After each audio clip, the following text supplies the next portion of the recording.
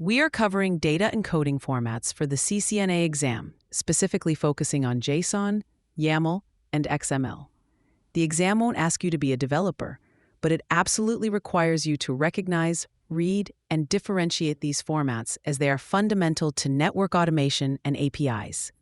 Let's start with JSON, which stands for JavaScript Object Notation. It uses key-value pairs. Think of a network interface configuration. In JSON, it would look like this. Curly braces open and close the object. Keys like hostname and IP address are in double quotes, followed by a colon and then the value. If you have a list of items, like multiple DNS servers, they would be inside square brackets. JSON is heavily used in REST APIs for sending and receiving data from network controllers like Cisco DNA Center. Next is YAML, which stands for YAML Ain't Markup Language. Its main advantage is human readability.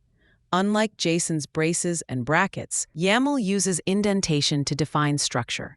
A list of items in YAML is denoted by a dash followed by a space. The same interface configuration in YAML would have each key value pair on a new line, like hostname R1, with nested items indented underneath.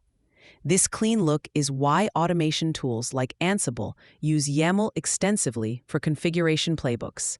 Finally, there's XML, or Extensible Markup Language.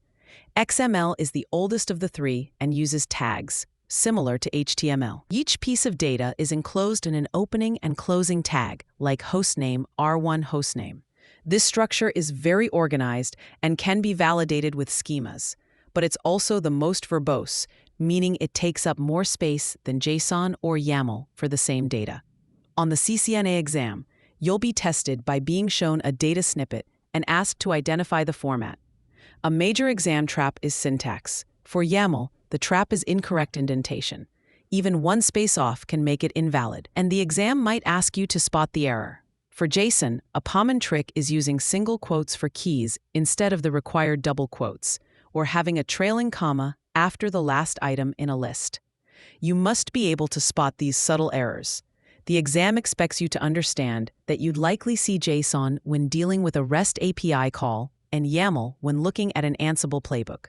A simple way to remember the core syntax is this phrase: curly braces for JSON's keys, indents for YAML's e's, and angle brackets for XML's trees. This mental shortcut helps you quickly associate the primary visual identifier with each format. JSON has curly braces for its objects. YAML's structure is easy on the eyes because of simple indentation, and XML builds a tree-like structure with its angle bracket tags. For free practice questions, AI-powered explanations, and more exam prep tools, visit openexamprep.com. That's openexamprep, all one word, .com.